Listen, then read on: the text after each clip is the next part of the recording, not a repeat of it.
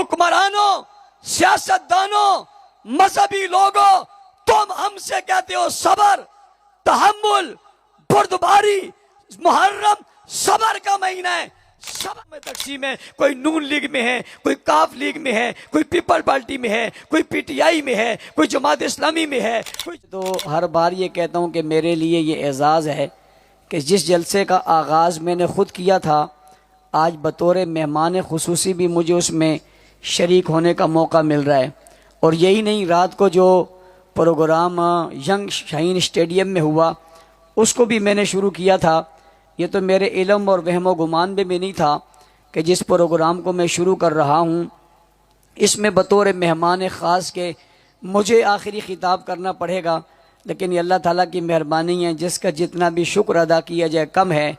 اور میں سمجھتا ہوں یہ سارا صحرا ایک تو ہمارے والد محترم رحمۃ اللہ تعالیٰ علیہ کے سر جاتا ہے، اور اس سے اگر آگے بات کریں تو حضرت اقدس حضرت مولانا اقبال اللہ صاحب دامت برکاتہم العالیہ، اللہ ان کی زندگی میں برکت عطا فرمائے، ان کا سایہ بہت دیر تک ہمارے سروں پر قائم اور دائم فرمائے۔ بعض باتیں رسمی ہوتی ہیں، میں جو یہ بات کر رہا ہوں یہ رسمی نہیں ہے، یہ حقیقی بات ہے کہ ان کی محنت نے، ان کی نظر نے، ان کے ساتھ نے، ان کے تعاون نے ہمیں اس مقام تک پہنچایا۔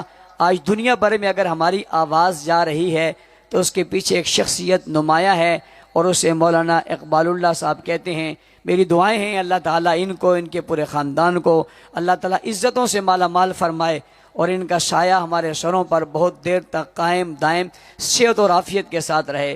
عشرہ فاروق و حسین کے حوالے سے پورے شہر میں بالعموم اور پورے ملک میں بالخصوص اور پورے شہر میں بالعموم ہم نے اس کے لیے بڑی محنت کی اور ایک ماحول بنانے کی کوشش کی کہ لوگوں کے اندر شعور بیدار ہو۔ اس کا اہتمام ہم نے کیوں کیا اور اس کا انتظام کیوں کیا، میں یہ وجہ آپ کو سمجھانے لگا ہوں۔ محرم الحرام کو خاص محسوس کر دیا تھا ایک طبقے کے لیے کہ مہینہ فقط ان کا ہے، باقی سب اپنے گھروں میں بیٹھ جائیں، کوئی باہر نہ نکلے، بس اس مہینے میں صرف ان کی بات ہوگی اور صرف 10 محرم کی بات ہوگی۔ ہم نے کہا چلے 11 مہینے ہمیں کہا گیا آپ کے ہیں، 1 مہینہ ان کا ہے۔ ہم نے جب 11 مہینوں پہ غور کیا تو ہمارے پاس وہ بھی نہیں تھے، اور ہم نے محسوس کیا کہ آنے والے وقتوں میں اس مہینے کی آڑ میں اور اس 10 محرم کی شہادت کی آڑ میں یہ جو جھوٹ بولا جا رہا ہے، یہ جو بہتان باندھا جا رہا ہے، اور یہ جو فساد برپا کیا جا رہا ہے، اور یہ جو لوگوں کے ذہنوں کو متاثر کیا جا رہا ہے کہ یہ اسلام ہے اور یہ اس کا کوئی نقشہ ہے، ہم یہ سمجھتے ہیں اگر اس کے سامنے بند نہ باندھا جاتا تو آج ہر گلی کے اندر ایسی جھوٹی مجلسیں قائم ہوتی جس میں جھوٹے قصے سنائے جاتے، جھوٹے واقعات سنائے جاتے، جن کا نہ حدیث سے تعلق، نہ قرآن سے تعلق، نہ تاریخ سے تعلق، نہ کسی روایت سے تعلق، ہر قسم کے من گڑت واقعات سنائے جاتے۔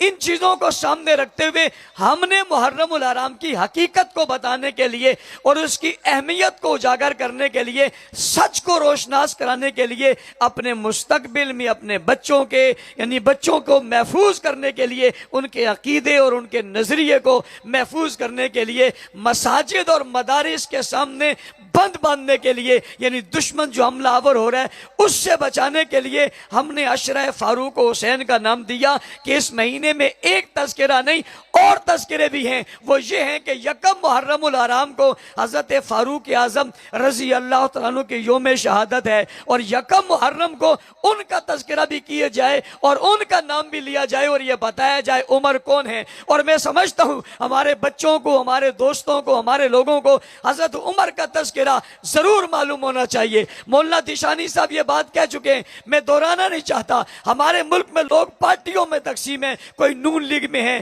کوئی کاف لیگ میں ہے، کوئی پیپل پارٹی میں ہے، کوئی پی ٹی آئی میں ہے، کوئی جماعت اسلامی میں ہے، کوئی جمعیت میں ہے، مختلف سیاسی جماعتوں میں لوگ بٹے ہوئے اور تقسیم ہیں، اور وہ سب کے سب عقیدے کی بنیاد پر ایک طرف کھڑے لیکن پارٹیوں کے لحاظ سے وہ تقسیم ہے.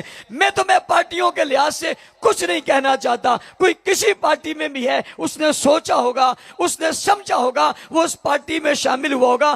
ہم تمہیں پارٹیوں سے منع نہیں کرتے, آپ ضرور اپنے جذبات کا اظہار کریں, لیکن ہم آپ کے عقیدے کو بچا رہے ہیں, ہم آپ کے نظریے کو بچا رہے ہیں, ہم آپ کی آخرت کو بچا رہے ہیں, ہم اپنی آپ کی اولاد کو بچا رہے ہیں. یہ جو طوفان اس بدتمیزی کا آ رہا ہے, اور یہ جو طوفان اس بد تہذیبی کا آ رہا ہے, اور یہ جو طوفان گستاخی کا آ رہا ہے, اور یہ جو طوفان عقائد کو خراب کرنے کا آ رہا ہے کہ وہ محرم کی آڑ میں کربلا کا ذکر کر کے ابو بکر کو گالی دے رہے ہیں. بڑی عجیب بات یہ ہے کہ کربلا کا ذکر کر کے عمر کو گالی دے رہے ہیں, اور کربلا کا ذکر کر کے حضرت عثمان کو گالی دے رہے ہیں. ذکر کربلا کا کر رہے ہیں اور گالی حضرت معاویہ کو دے رہے ہیں. یہ بات میں یوں نہیں کہہ رہا. کل پرسوں آپ کے پڑوس میں ڈگروڈ کالونی میں ایک گھر کو پکڑا گیا, چھاپا مارا گیا, اس میں اس کی سیڑھیوں پہ حضرت معاویہ کا نام لکھا اور پاؤں رکھ کر اس کے اوپر چڑھے اور لعنت کے الفاظ لکھے ہوئے تھے. یوں ہونے لگا. اور شہر میں کتنی جگہ ہے جہاں توہین ہو رہی ہے, مرثیے پڑھے جا رہے ہیں, نوحہ کہا جا رہا ہے, گالیاں دی جا رہی ہے. نوجوان نسل کے ذہن میں ان کے لیے نفرت پیدا کی جا رہی ہے. یعنی محرم الحرام کی آڑ میں مقدس ہستیوں کے بارے میں نفرت پیدا کی جا رہی ہے اور ان کے بارے میں شکوک و شبہات پیدا کیے جا رہے ہیں. میں آپ سے پوچھنا چاہتا ہوں, ایمانداری سے بتاؤ, اگر حضور اکرم صلی اللہ علیہ وسلم کے ساتھ رہنے والے سسر یعنی ابو بکر صدیق ٹھیک نہیں ہے, اور آپ کو بیٹی دینے والے حضرت عمر ٹھیک نہیں ہے, اور آپ کا ساتھ دینے والے عثمان ٹھیک نہیں ہے, اور آپ کے ہاتھ پر بیعت کرنے والے معاویہ ٹھیک نہیں ہے, اور اسلامی جنگیں لڑنے والے خالد بن ولید ٹھیک نہیں ہے, اور تپتی ریت پر لیٹنے والے حضرت بلال ٹھیک نہیں ہے. بھئی حضور کی بات کو اگر وہ نہیں سمجھے ہیں اور حضور کی محبت ان کے دلوں میں نہیں ہے تو تمہارے دلوں میں کیسی آ گئی اور میرے دل میں کیسی آ گئی؟ نقطہ نظر سمجھیے, بیانیہ سمجھیے. اگر ان میں دین نہیں ہے تو مجھ اور آپ میں دین کیسی آ گیا؟ ہم تک اگر دین پہنچ جائے ایک ہی راستے سے, ایک ہی واسطے سے, ایک ہی طرق سے, ایک ہی تسلسل سے, ایک ہی طریقے سے اور ایک ہی راہ سے, اور اس راہ کو کہتے ہیں صحابہ کرام اور اہل بیت اعظام. اگر انہیں درمیان سے نکال دیا جائے دین ہم تک نہیں پہنچ سکتا. محرم الحرام کی مجالس میں باقاعدگی کے ساتھ گستاخیاں سکھائی جاتی ہیں, اور میں مطالبہ کرنے لگا ہوں آپ کے توسط سے, ریاست سے اور حکومت سے یہ مطالبہ کرنے لگا ہوں, بالخصوص ریاستی اداروں سے, کہ دیکھیے میری بات کو سمجھنے کی کوشش کیجئے.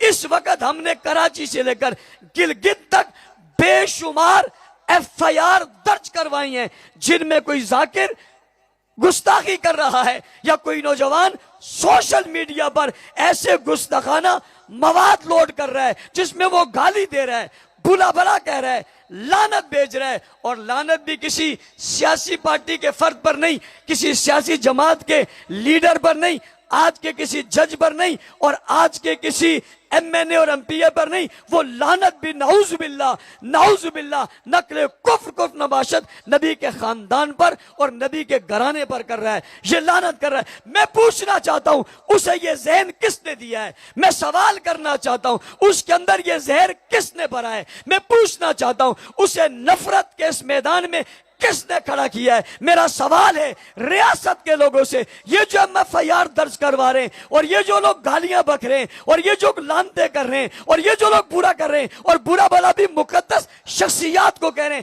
انہیں یہ بات کس نے سکھائی ہے اور کہاں سے سیکھی ہے؟ میں تمہیں بتاتا ہوں, انہوں نے یہ بات مجلسوں سے سیکھی ہے. محرم کی مجلسوں میں انہوں نے اپنے ذاکروں سے وہ گالیاں سنی, وہ گالیاں سیکھی, اور ان گالیوں کو سننے کے بعد اور سیکھنے کے بعد انہوں نے سوشل میڈیا پر وہ گالیاں دی. گالیاں کیوں دی؟ سمجھنا, ہم بھی آپس میں لڑ جاتے ہیں, دو قوم والے, دو گھرانے والے, محلے والے, گھر والے لڑ جاتے ہیں, ایک دوسرے کو گالی دیتے ہیں. پوچھتے ہیں گالی کیوں دیتا ہے؟ وہ کہتا ہے گالی کو میں برا سمجھتا ہوں لیکن اس لیے دے رہا ہوں کہ اس نے میرے ساتھ زیادتی کی ہے, اس لیے دے رہا ہوں کہ اس نے مجھے گالی بکا ہے. ان سے پوچھو تم گالی کیوں دے رہے؟ وہ یہ نہیں کہتے ہم غلط کہہ رہے ہیں, وہ کہہ رہے ہیں ہماری عبادت ہے, وہ کہتے ہیں ثواب ہے. یہ گالی دینا اسے عبادت اور ثواب سمجھتے ہیں. اور مسلمانوں, دنیا بھر میں ایسا کوئی مذہب نہیں ہے, دنیا بھر میں ایسا کوئی عقیدہ نہیں ہے, دنیا بھر میں ایسا کوئی نظریہ نہیں ہے جس میں گالی دینا ثواب ہو, سوائے ان لوگوں کے جو مجلس میں گالی دیتے ہیں، کوئی ایک نہیں ہے جو گالی دیتا ہو۔ یہ گالیاں کہاں سے سیکھتے ہیں؟ یہ نفرت کہاں سے سیکھتے ہیں؟ حکمرانوں، سیاستدانوں، مذہبی لوگوں، تم ہم سے کہتے ہو صبر، تحمل، بردباری، محرم صبر کا مہینہ ہے، صبر کیجئے۔ ان گالی دینے والوں سے کیوں نہیں کہتے صبر کیجئے؟ بھئی ہم نے تو کسی کو گالی نہیں دی، ہمیں کہتے ہو صبر کیجئے۔ یہ جو گالیاں دے رہے ہیں، یہ جو برا بھلا کہہ رہے ہیں، یہ جو نعوذ باللہ لعنت بھیج رہے ہیں، یہ بے ادبی اور یہ گستاخی اور یہ بدتمیزی اور یہ بدتہذیبی، آخر یہ سیکھ کہاں سے رہے؟ یہ سکھانے والے کون ہیں؟ بچے کو نہ پکڑو، اس کی ماں کو پکڑو، اس بنیاد کو پکڑو۔ میں مطالبہ کرنا چاہتا ہوں ایسی تمام مجلسوں پر پابندی لگنی چاہیے، ایسی تمام مجلسوں پر، ایسے جلوسوں پر، ایسے اجتماعات پر پابندی لگنی چاہیے۔ اور میرا مطالبہ ہے صرف جلوسوں جلسوں پر پابندی نہیں، جو مذہب گالی سکھاتا ہے، جو مذہب طنز سکھاتا ہے، جو مذہب تبرہ سکھاتا ہے، مقدس شخصیات کی سکھاتا ہے، میرا مطالبہ ہے اس مذہب پر پابندی لگنی چاہیے۔ کس پر؟ کس پر؟ اس مذہب پر پابندی لگنی چاہیے جو مذہب گالی سکھائے، جو مذہب بدتہذیبی سکھائے، جو بدتمیزی سکھائے۔ ایک کالج اور یونیورسٹی کا لڑکا اپنے موبائل میں، اپنے گروپوں میں اور اپنے موبائل کی اسکرین پر وہ گالی لکھ کر چھوڑے، اس سکھانے والے مذہب پر کیا لگنی چاہیے؟ میں نوجوان کو کیوں برا کہوں؟ جس مجلس میں اس نے سیکھا میں اس مجلس کو کیوں نہ پکڑوں؟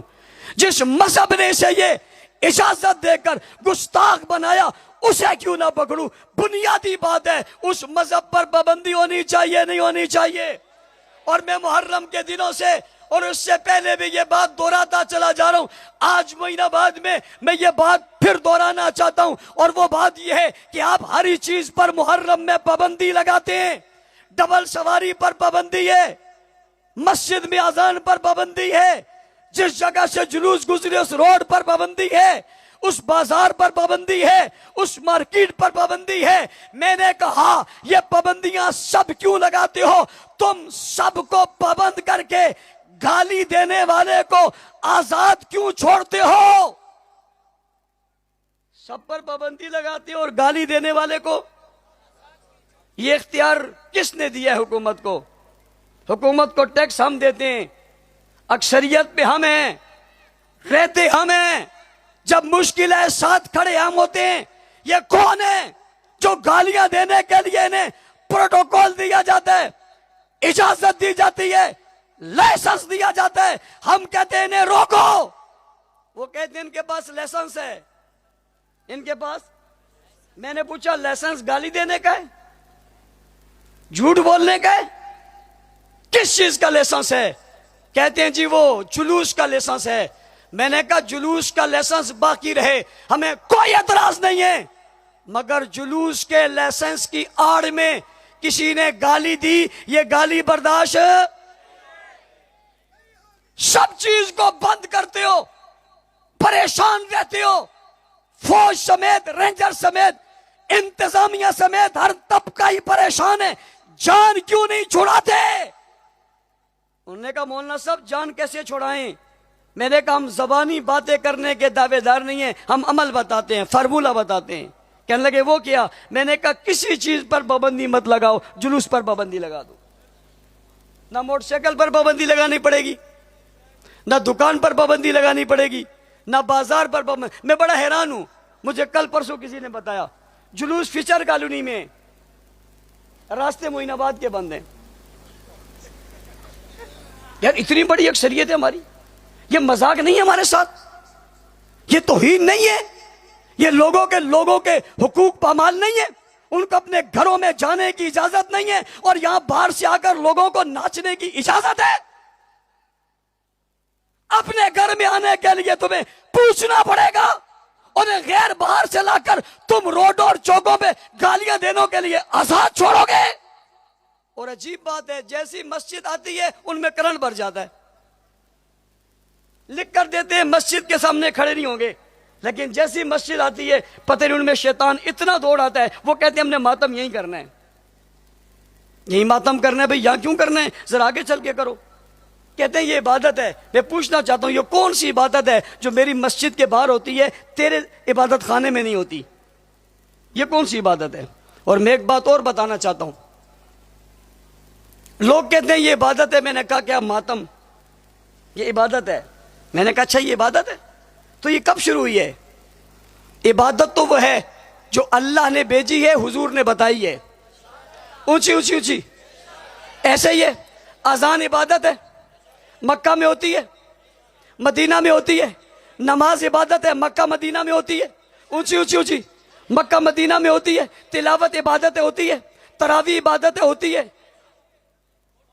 ذکر کرنا عبادت ہوتی ہے, اونچی ہوتی ہے. مکہ اور مدینہ میں ماتم ہوتا ہے. اونچی کیوں؟ کیا نہیں ہے؟ ہوتی تو وہاں بھی, مگر وہاں کیوں؟ دین ایران سے وہاں گیا ہے یا وہاں سے جہان میں گیا ہے؟ دین مکہ سے آیا, دین مدینہ سے آیا, اہل بیت کے گھرانوں سے آیا, صحابہ کے گھرانوں سے آیا, ان کی زبانوں سے آیا, ان کے زمانوں سے آیا, ان کے شہر سے آیا. آغاز وہی ہے, ابتدا وہی ہے, چلا وہی ہے, پیغام وہیں سے پھیلے. پوچھنا چاہتا ہوں وہاں پر یہ سب کچھ ہے؟ اور یہ نہیں, کربلا کے میدان میں جو لوگ شہید ہوئے تھے ان میں سے کچھ بچے بھی تھے یا نہیں بچے تھے؟ ان میں بچے والے لوگوں کی زندگی کو ہم دیکھ لیتے ہیں. ان بچنے والوں میں ایک کا نام زین العابدین ہے, جسے امام زین العابدین رحمت اللہ تعالی علیہ کہا جاتا ہے. اور یہ حضرت زین العابدین حضرت حسین کے سگے بیٹے ہیں. کس کے بیٹے ہیں؟ کس کے بیٹے ہیں؟ کربلا میں شہید کون ہوئے؟ حسین ہوئے. اور زین العابدین کس کے بیٹے ہیں؟ حسین کے بیٹے. حسین کے بیٹے نے کربلا میں بابا کو شہید ہوتے دیکھا ہے, خود دیکھا ہے, موجود تھے, چشمدید گواہ تھے. اور دنیا کے لوگوں, شیعہ جوانوں, لڑتے کیوں, مرتے کیوں, خامخواہ زخمی کیوں ہوتے ہو, پریشانیوں میں کیوں, الجھن میں کیوں, تکلیف میں کیوں؟ ذرا اپنے بڑوں سے پوچھو نا کہ حضرت زین العابدین نے ماتم کیا ہے؟ ہم جلسہ اسی لیے کرتے ہیں ہم تمہیں باتیں بتائیں, ہم یہ اسی لیے کرتے ہیں تمہیں حقائق بتائیں. ہم نے اشرف فاروق حسین کو اسی لیے منعقد کیا تاکہ جھوٹ کے مقابلے میں سچ بتایا جائے, غلط کے مقابلے میں صحیح بتایا جائے, غلطی کے مقابلے میں صحیح سم پہ چلایا جائے, تاریخ کے مقابلے میں قرآن بتایا جائے, حدیث کو بتایا جائے, غلط عقائد کے مقابلے میں صحیح عقائد بتایا جائے. اے ماتم کرنے والوں, بتاؤ تو صحیح, کیا حضرت حسین کے بیٹے نے, کیا علی کے پوتے نے, کیا فاطمہ کے پوتے نے, کیا جناب حسنین کے, جناب حسین کے بیٹے نے یہ ماتم کیا تھا؟ 61 ہجری میں یہ واقعہ ہوا, کربلا میں یہ واقعہ ہوا. جتنے لوگ باقی بچے تھے اس شہادت سے یا اس دکھ سے, اس جنگ کے اندر, وہ وہاں سے واپس مدینہ منورہ آئے. اور آخر تک مدینہ منورہ میرے 61 ہجری سے 62 ہجری آئی. پوچھنا چاہتا ہوں 62 ہجری میں تازہ واقعہ ہوا تھا, ابھی 1 سال ہوا تھا. اس 1 سال کے بعد حضرت زین العابدین جنہوں نے جنگ دیکھی ہے, جنہوں نے آنکھوں سے منظر دیکھا ہے, انہوں نے مدینہ منورہ کے کس چوک پہ ماتم کیا ہے؟ شیعہ سوال ہے تم سے, جواب دو. دینا چاہیے جواب. اگر مذہب بتاتے ہو تو اس گھر سے بتاؤ, لیکن تم کیا بتاؤ گے؟ تم اس گھر کے ساتھ ہی نہیں ہو.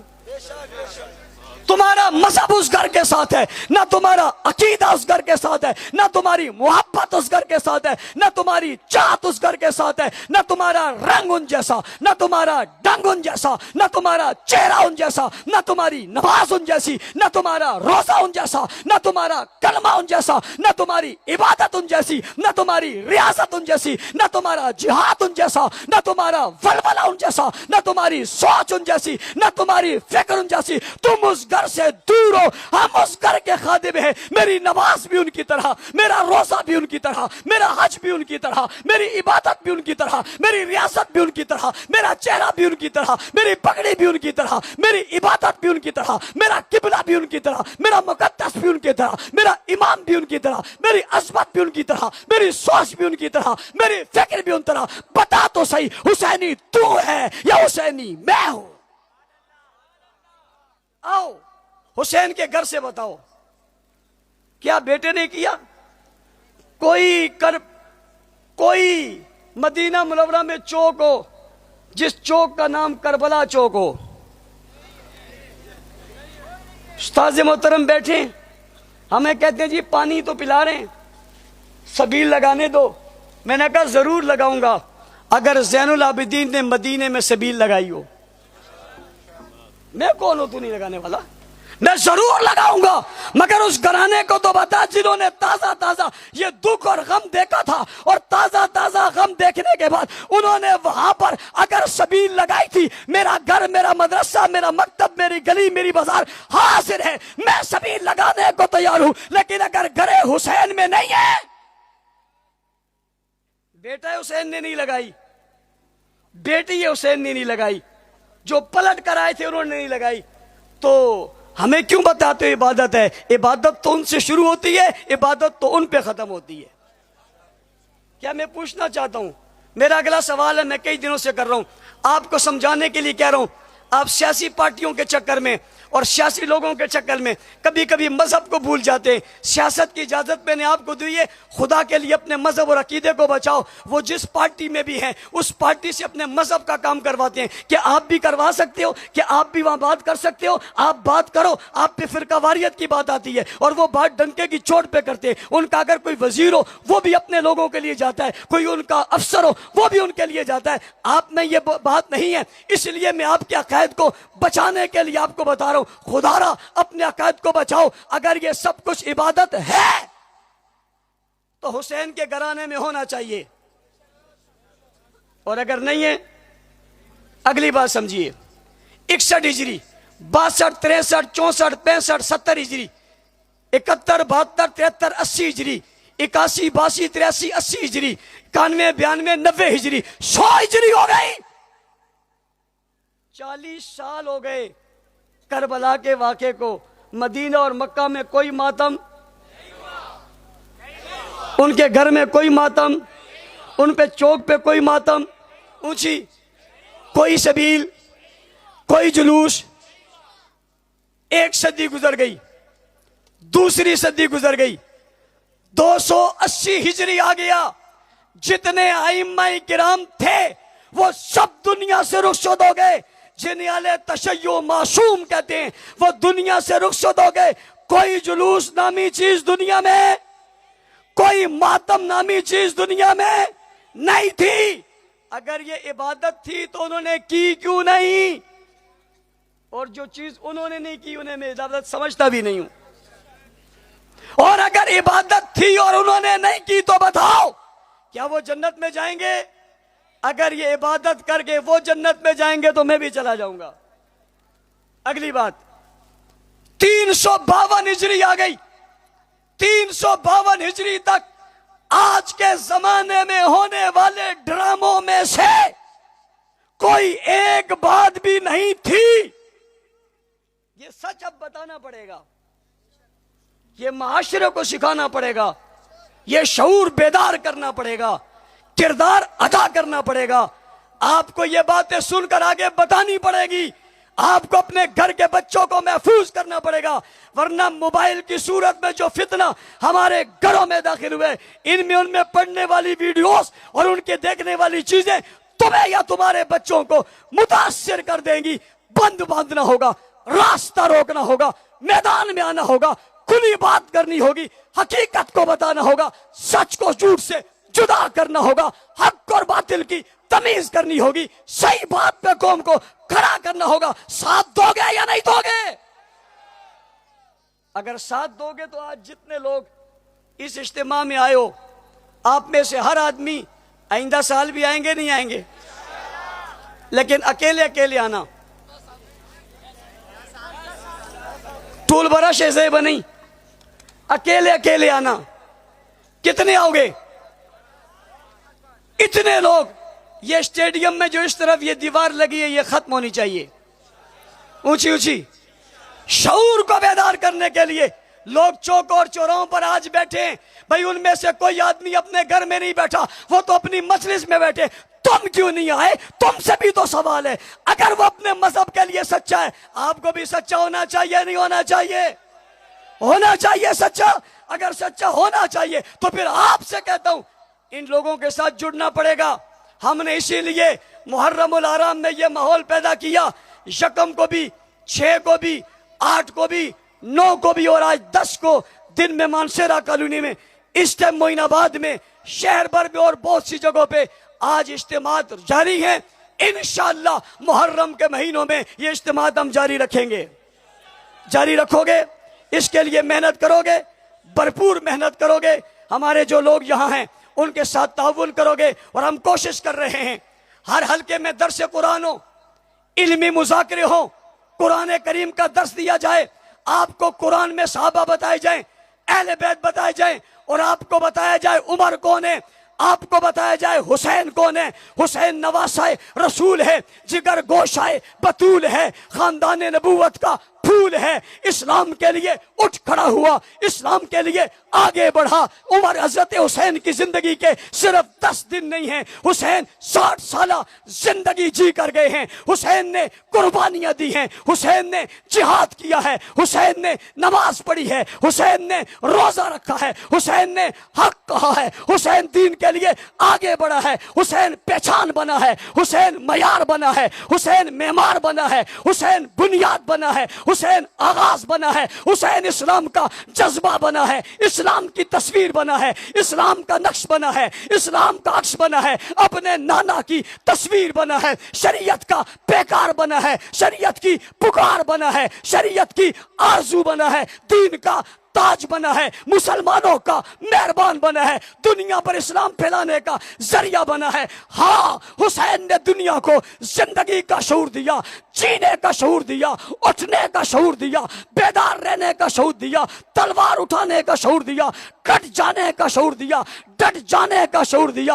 औलाद हुसैन ने जज्बा हुसैन को बरकरार रखा है, बेटी हुसैन ने जज्बा हुसैन को बरकरार रखा है। मक्का और मदीना में इस्लाम के साथ चलकर दुनिया को बताया है, जो हुसैन कहता है वही इस्लाम कहता है, जो इस्लाम कहता है वही हुसैन कहता है। हुसैन को देखो तो इस्लाम नजर आता है, इस्लाम को देखो तो हुसैन नजर आता है। हाँ, हुसैन ने यह सबक उमर से सीखा है, अबू बकर से सीखा है, उस्मान से सीखा है, अली से सीखा है, नाना से सीखा है, नबी से सीखा है, उस उमर से सीखा है जो इस्लाम के लिए डट गया था, उस उमर से सीखा है जिसे हजरत हुसैन ने अपनी बहन का रिश्ता दिया था, उस अबू बकर से सीखा है जिसने दीन को सर बुलंद किया था, जिसे अल्लाह के रसूल ने मांगा था, अल्लाह ने दिया था। फिर उमर इस्लाम की पहचान बना था, तामीर बना था, तरक्की बना था, उरोज बना था, इज्जत बना था, अजमत बना था, बुलंदी बना था। फिर उमर ने इस्लाम के नाम को बुलंद किया था, 22 लाख मुरब्बा मील पर इस्लाम के परचम को लहरा दिया था। दुनिया कुफर को दिन में तारे दिखा दिए थे, दरियाओं को खत लिखकर उसने चला दिया था, जंगलों के दरिंदों ने उसकी बात को माना था, पहाड़ों के जर्रों ने उसकी आवाज को सुना था।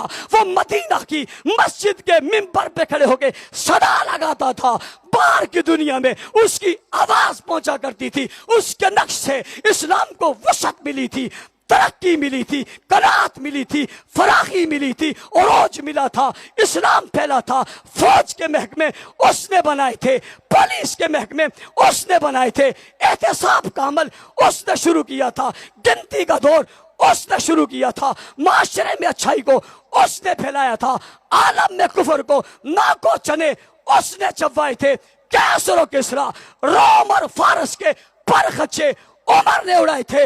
معین آباد بولو، حسین کا ذکر بھی کرو، عمر کا ذکر بھی کرو، گھر گھر کرو، چوک چوک کرو، شہر شہر کرو، ہر زبان سے کرو، ہر بچے کی زبان پہ آئے، بوڑھے کی زبان پہ آئے، ہر چوک میں نام عمر کی صدا لگنی چاہیے، نام حسین کی صدا لگنی چاہیے۔